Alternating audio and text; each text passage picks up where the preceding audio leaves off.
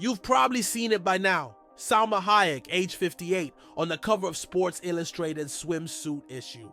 She's glowing, radiant, posing in the kind of photo shoot that usually makes headlines for 20-somethings, not women nearing 60.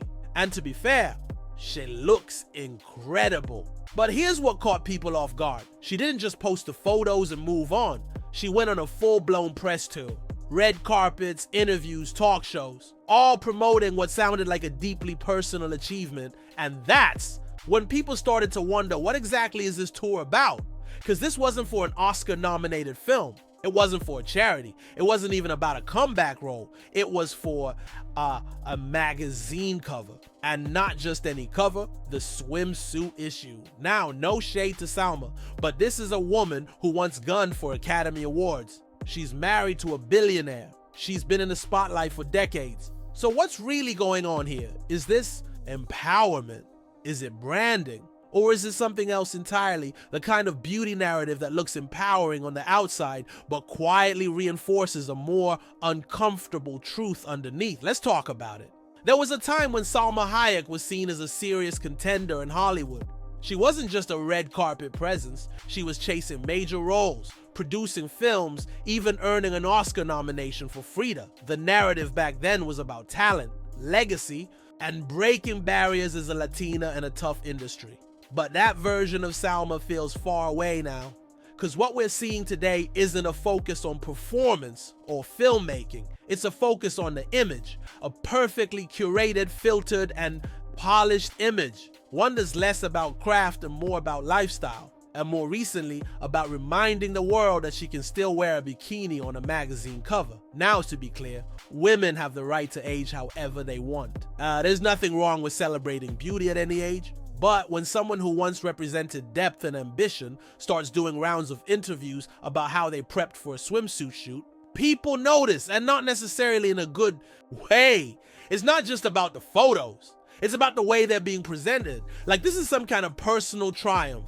Like it's a symbol of power. But the truth is, this kind of visibility often says more about connections and privilege than empowerment. Because this isn't just a story of a woman staying fit and being proud. It's part of a bigger pattern. And once you see it, it's hard to unsee. Here's a detail that often gets glossed over, but it changes everything. Salma Hayek is married to Francois-Henri Pinault.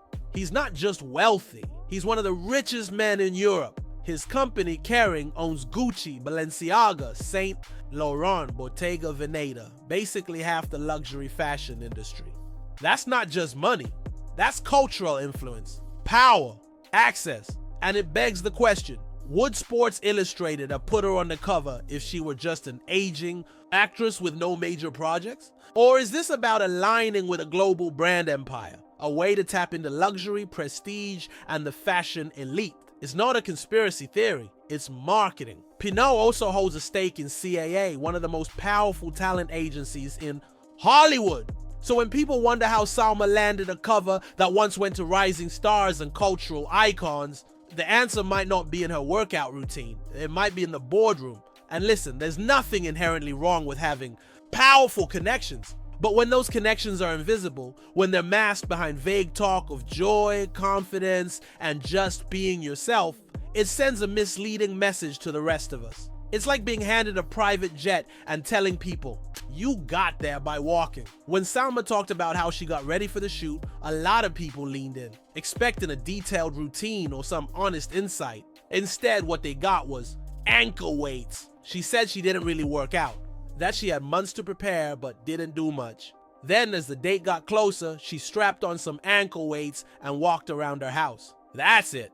No gym, no strict routine, just I kind of winged it, and that's when the eye roll started. Because let's be honest, nobody looks like that at 58 by just walking around the kitchen with weights on. You don't land a Sports Illustrated cover by skipping workouts and calling it a day. It's not believable, and more importantly, it's not helpful. That kind of story, the whole I didn't really try angle, creates a weird pressure. It tells women, especially younger ones, that looking flawless is supposed to be effortless.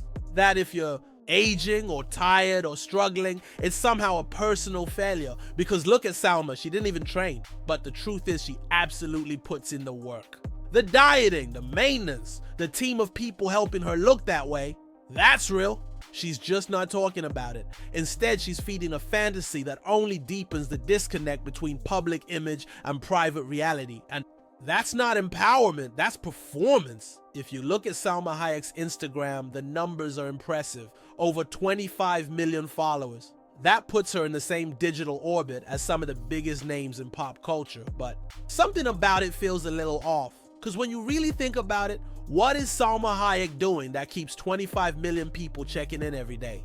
She's not starring in major new films. She's not leading social movements. She's not even posting particularly viral content. Most of her feed is red carpet photos, travel shots, and product placements. It's not that she doesn't deserve a platform. She's been in the spotlight for decades. But that kind of follower count usually comes with some kind of cultural relevance. So naturally, people have started to wonder, are all those followers legit? Some speculate that a portion of her audience might be inflated, that maybe bots or purchased followers are at play. Nothing has been proven, but it's a fair question in a world where social media numbers have become a form of currency. And when your husband is one of the most powerful figures in fashion and media, with deep pockets and even deeper networks, it's not hard to imagine a few digital favors being pulled behind the scenes. Again, this isn't about tearing Salma down, it's about pulling back the curtain. Because when everyday people see those numbers, it sends a message. This is what relevance looks like. This is success. But if that image is built on smoke and mirrors, it's worth asking, who's really benefiting from the illusion? Long before the Sports Illustrated cover, long before the lifestyle branding, there was another story quietly woven into Salma Hayek's rise, and it involved supermodel Linda Evangelista. Francois-Henri Pinault, Salma's husband, was in a relationship with Linda. They had a child together. And around that same time, he started seeing Salma. The timeline's murky, the public doesn't have every detail, but the overlap was real. And it wasn't just tabloid gossip. It was a moment that revealed a lot about how power, image, and status collide. Linda Evangelista, one of the original supermodels, later faced unimaginable challenges. After developing breast cancer and undergoing treatments that altered her appearance, the fashion world turned its back on her.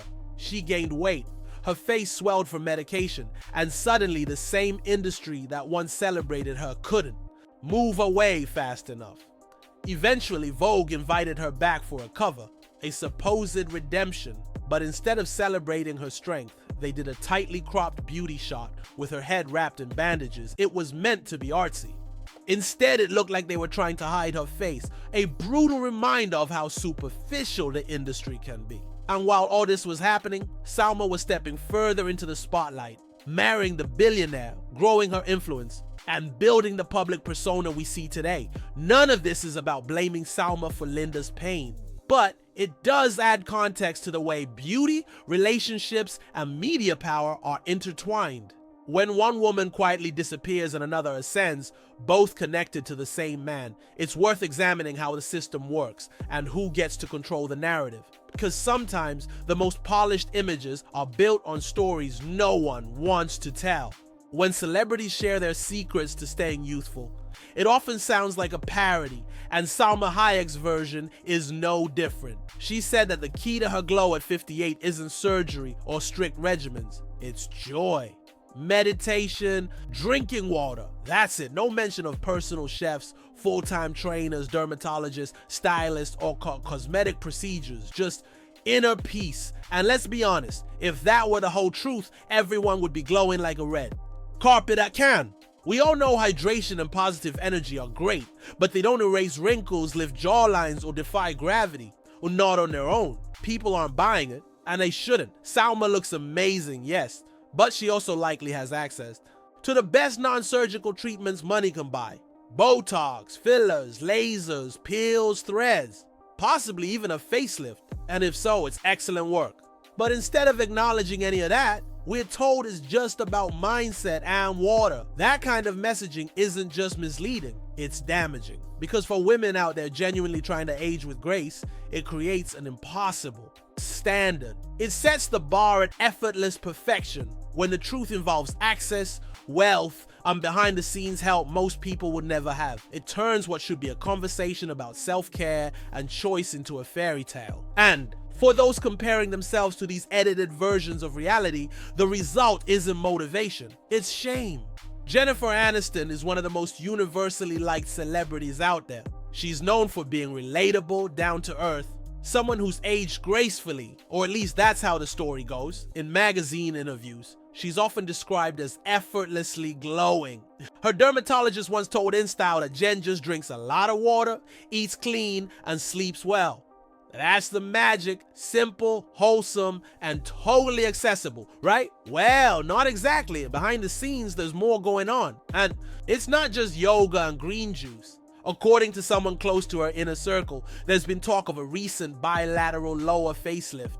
It's a procedure that involves lifting the lower part of the face with surgical tools inserted near the cheekbones. Sounds subtle, but the results can be dramatic and sometimes irreversible. The procedure can tighten the skin, but it also has risks. It can pull the mouth in unnatural ways, change facial proportions, and leave patients looking not quite like themselves. Now, to be clear, there's no shame in cosmetic procedures. Everyone has the right to age however they choose. But the problem isn't the surgery, it's pretending it never happened. Because when stars like Aniston claim they've done nothing but hydrate and meditate, it sends a very specific message. If you don't look like this, you're not trying hard enough. And that's not just untrue, it's unfair. It places the blame on everyday people for not reaching a level of beauty that in reality isn't even natural. It's sculpted, polished, sometimes surgically engineered, and the more we pretend otherwise, the harder it becomes for anyone, especially women, to feel good in their own skin. If there's one thing celebrities love to do, it's pretend they live just like the rest of us, minus the private chefs, skincare labs, and teams of stylists. And Victoria Beckham might be the queen of that balancing act. In a feature for Into the Gloss, she shared her end-of-day skincare routine. You'd think someone with a fashion empire and access to luxury wellness treatments would have something extraordinary to share. Instead, she offered this. Epsom salts in a bath sounds relatable until you read the next part. She goes on to say she usually showers instead because she's just too busy to take a bath, even though she owns a custom-built stone bathtub in her massive home. And even though she has staff, assistants, and resources most people can't imagine. That's the disconnect. The way she frames it, as if taking a bath is an extravagant luxury she simply doesn't have time for, makes it seem like she's struggling to find moments of peace just like us. But the truth is, most people aren't deciding between a luxurious bath and a hot shower after a 12-hour photo shoot. They're rushing through their routine after work, or caring for kids, or juggling multiple jobs. So when Victoria talks about reading her Kindle while wearing a face mask and sipping tea as self-care, it lands differently. It doesn't sound inspirational, it sounds out of touch. And that's what keeps happening in these interviews. Celebrities use everyday language to describe lives that are anything but everyday, which would be fine if they were honest about what makes those routines possible. But when they leave out the personal chef, the skincare team, and the downtime bought by wealth, what's left is a half-truth. And that half-truth quietly tells fans, you're just not doing enough. Few celebrities have mastered the image of natural beauty like Gisele. In interviews, she often speaks about balance, wellness, and connecting with nature. Her advice is soft-spoken and serene. Drink lots of water, meditate daily, and find inner peace. In a 2020 Allure interview, she said, outer beauty is a reflection of your inner balance and peace. Sounds lovely, but there's just one problem. Back in 2015, long before that quote made headlines, Gisele was photographed in Paris outside a plastic surgeon's office.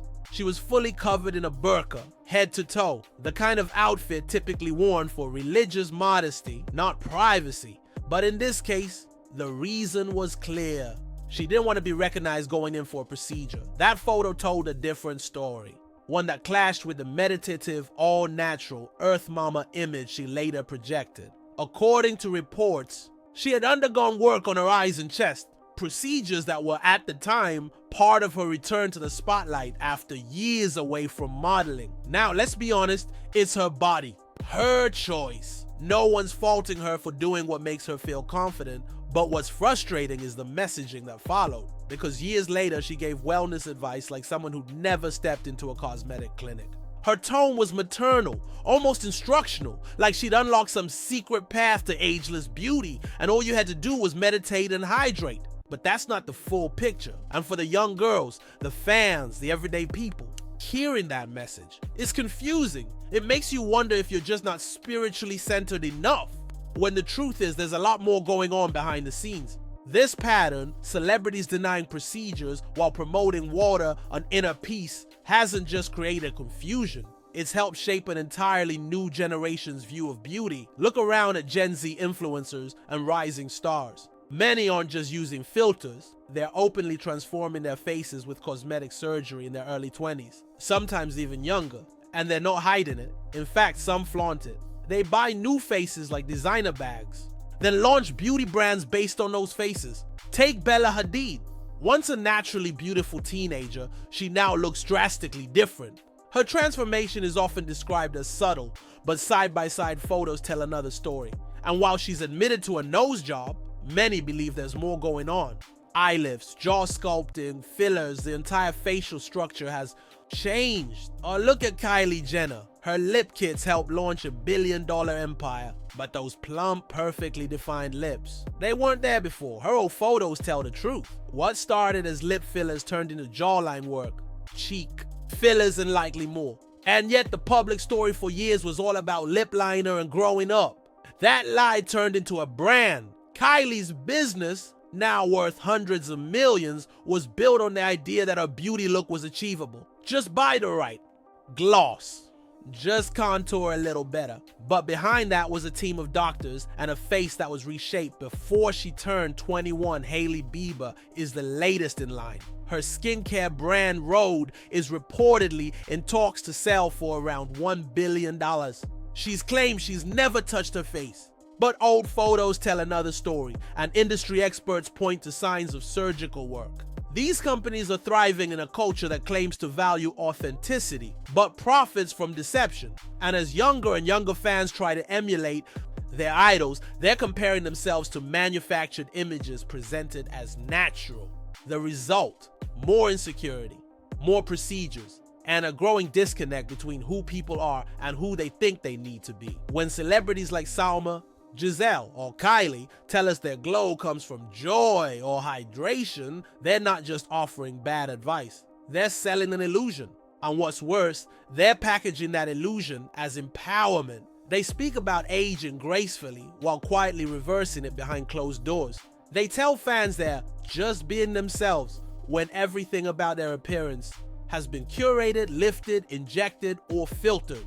And yet they market these moments as wins, as self-love, as confidence. But here's what it really is: a rebranded form of insecurity. The kind that hides behind a smile wrapped in luxury and sold through skincare lines and social media posts. It doesn't uplift people, it pressures them. Because when perfection is presented as natural, anything less feels like failure. It's easy to say, don't compare yourself, but nearly impossible when you're flooded with images of women who look flawless while insisting they're just like you. And that's the most dangerous part, because if you believe they got there with water and joy, what does that say about you when water and joy aren't enough? This isn't about shaming anyone for getting work done. It's about honesty, transparency, giving people the full picture so they can make their own choices without shame or confusion. Because when celebrities deny reality, they're not protecting their privacy. They're protecting an industry built on selling the unattainable and calling it empowerment. At the surface, it's easy to dismiss all of this as celebrity fluff. Just another magazine cover, just another actress promoting her brand. But when you step back, it's about so much more than Salma Hayek. It's about the silent pressures being created every day by powerful women pretending their perfection is effortless. It's about a culture where billion-dollar beauty brands are built on altered faces and half-truths, then sold as authenticity. It's about young people learning to doubt themselves before they even finish growing. And it's not just celebrities doing this. It's the entire system around them. Fashion houses, PR firms, media outlets, all reinforcing the idea that youth, thinness, and flawlessness are still the ultimate goals. Even now, even in the age of self-love and body positivity. So if this all feels frustrating, that's okay. It should be frustrating because it's not your fault you don't look like them. And it's not a failure on your part if meditation and water didn't give you cheekbones or erase wrinkles. That's not how this works, no matter how many times they say it is. The truth is, aging is normal. Flaws are normal. Feeling tired is normal. But pretending that billionaires with full glam teams and surgical access are just like us, that's the real lie. And it's okay to say so.